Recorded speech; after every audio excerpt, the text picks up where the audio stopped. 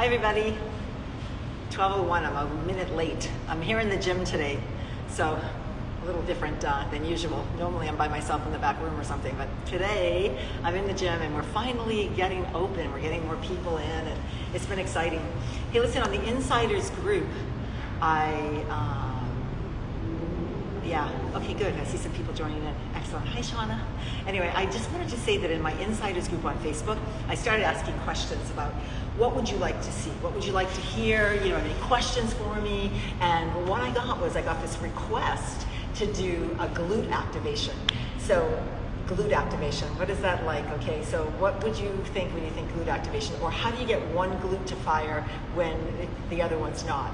And the interesting thing is, the glutes, you know, they definitely don't always fire perfectly, and usually there's one that's got what we call gluteal amnesia, a little bit of a problem connecting. So these are exercises that are going to be designed to get bilateral glute activation. However, there's a few things that I would look at before we even start talking about exercise, and that would be about your posture. Like, what about your posture? How are you standing? So I'm going to stand up, and I'm just going to show you what I see oftentimes when people stand. So hopefully you can see me pretty well here in a sideways position.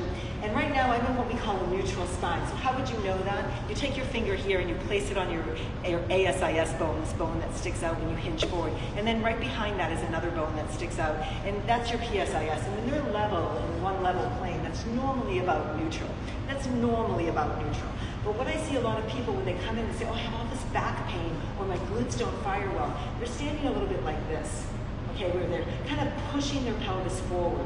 And that's a pretty common thing when you see people that sit a lot, or perhaps they're just, at a desk more often than getting up and walking around, but they're standing where their pelvis is thrusting forward. Right there, you see that? That's your glutes are sort of sagging down right there. There's no activation in the glutes. Or they're hanging on and they're tightening their glutes too much, and they're standing with them tight all the time. If you have your glutes tight all the time, when you need them, they're not going to be there for you because they're exhausted from having them on all the time. So, excuse me.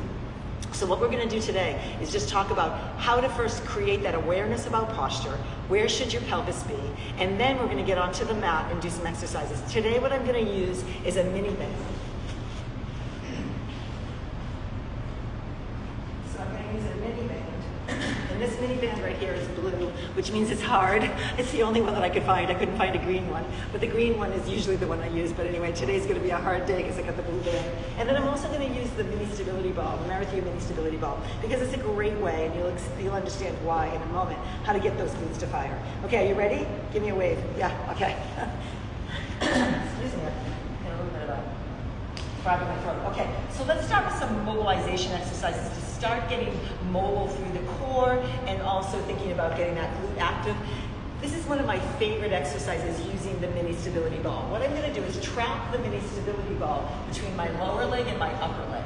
Okay, I'm going to be in a 4-point kneeling quadruped position, and I'm going to go into a hip mobility exercise. So I'm going to lift up my leg behind me, go out to the side nice and wide, and then I'm going to bring it all the way down. So this is a hip mobility exercise, nice circular pattern, very slow and controlled. But why is it so great with the ball? Because the ball, think about what you're doing with your hamstring. You're holding the ball with your hamstring so that what's happening is your glute activates much better and the hamstring won't do all the powerful work forward, which is what can be problematic. So I'm going really slow.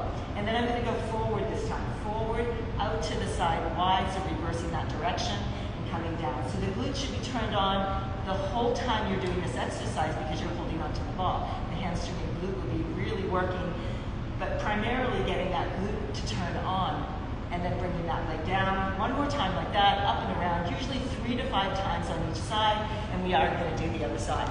So placing the ball again, what's great is you trap the ball with your hamstring and your glute right between. As soon as you lift that leg up, you can feel it. Put your hand right on there. You can feel your glute is firing. We're going to go up, wide to the side, down and around. Very slow and controlled, making sure that your posture is still good. You're not sagging in your shoulders, you're not sagging through the core. Nice and slow, trying to find the outside edge of that circle, up, wide to the side and around, and let's reverse that. Coming forward first, going out to the sides and around. Nice and slow, nice and controlled, out to the side and around, okay?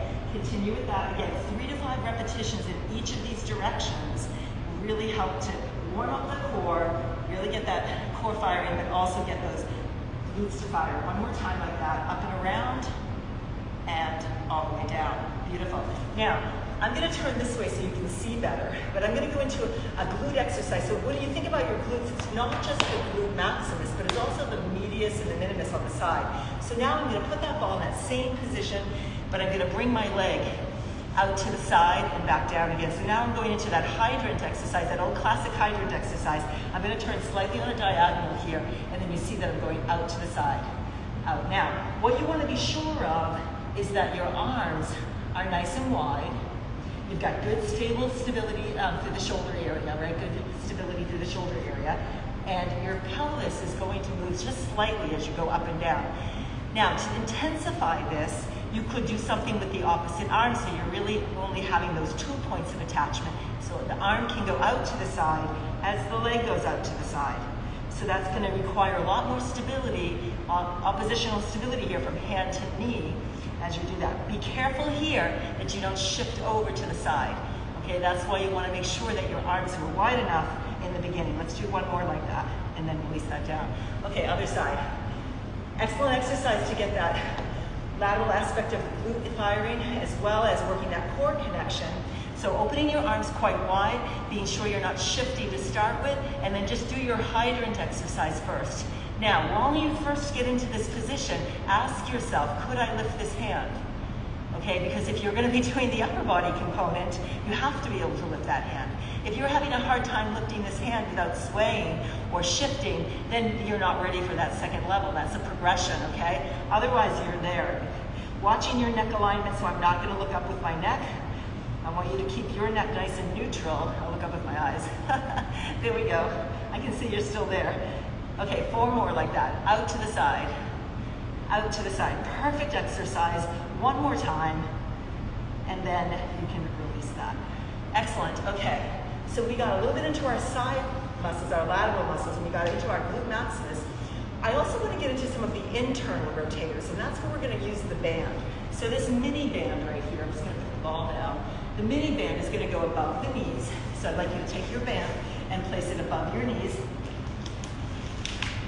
You can do this entire exercise without the band, but the band is going to help you get stronger quicker because it's resistance, right? So it's going to help you a little. Now you're going to come onto your side lying position.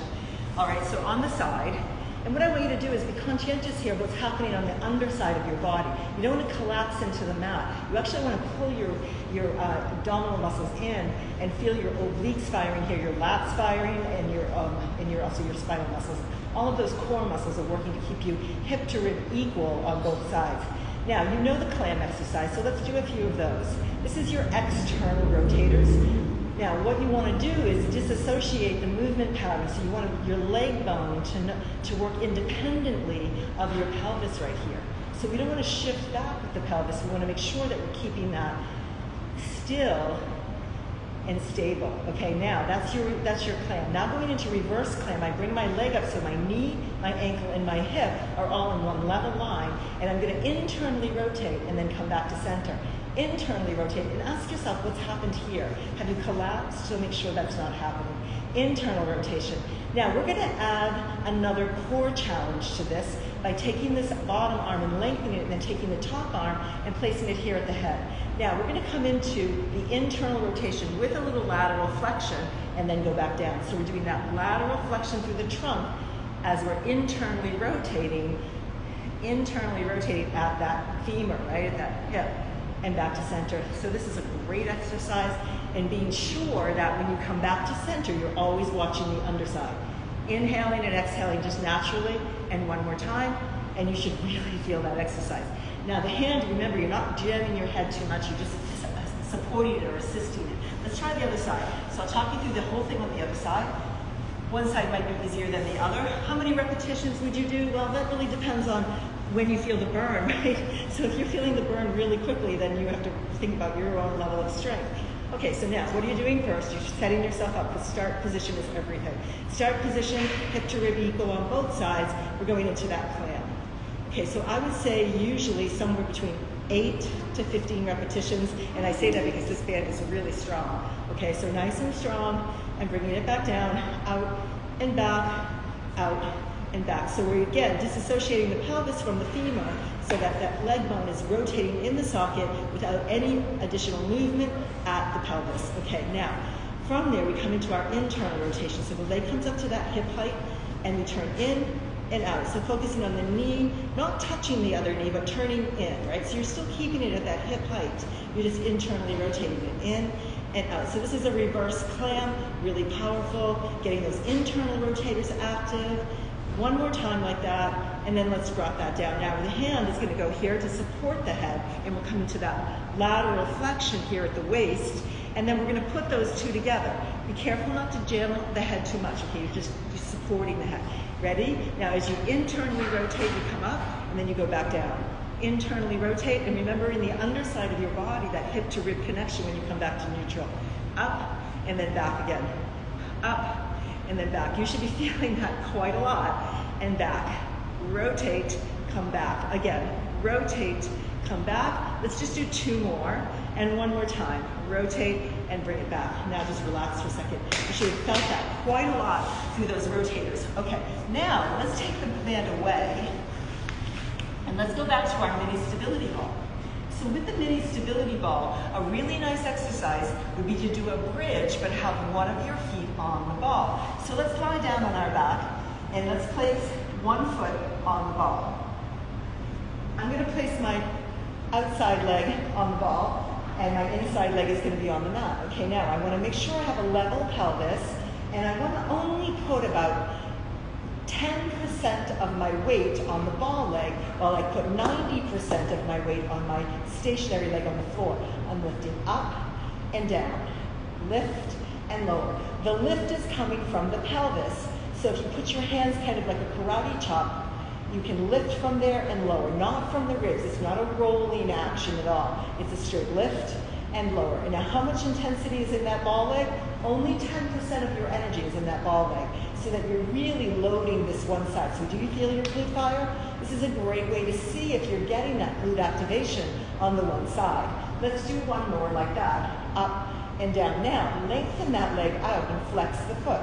So now I've got that dorsiflexion through my long leg. And I'm gonna press into the ball and lift up my hips, but not as high this time because my leg is long, and then down. So now I wanna put at least 30% of my energy into my ball leg. Push down into the ball, 30% and lift. Now you should feel both glutes firing. Ask yourself if that's happening. Put your fingers in. Do you feel that muscle activation?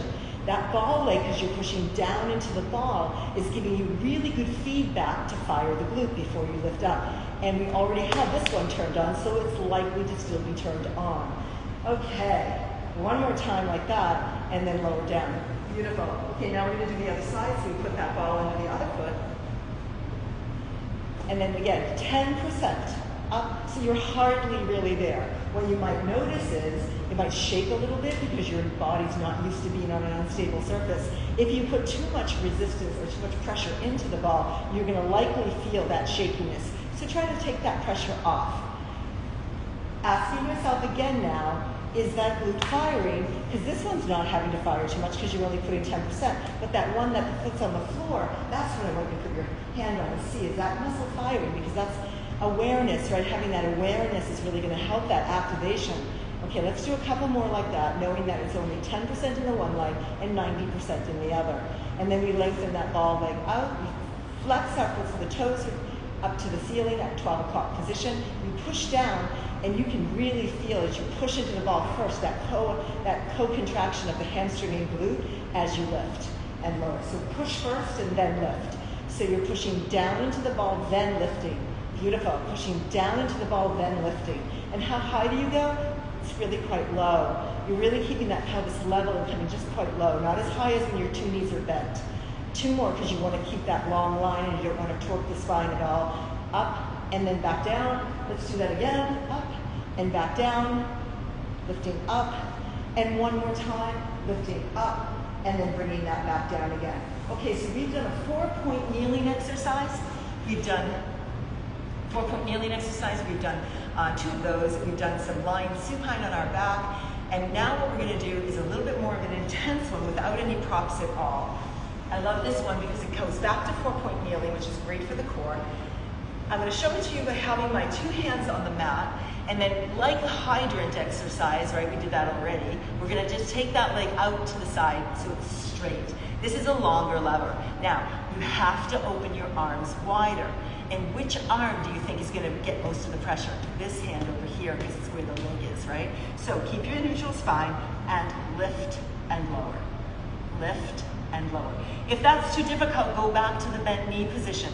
Otherwise, you're working on lifting and lowering. You're going to feel that work in the obliques and the glutes. Now, this hand on the floor is much more active than this hand. In fact, I could bring that hand under my forehead and watch that the elbow doesn't drop. Using the breath, you can hear that, right? And then releasing that.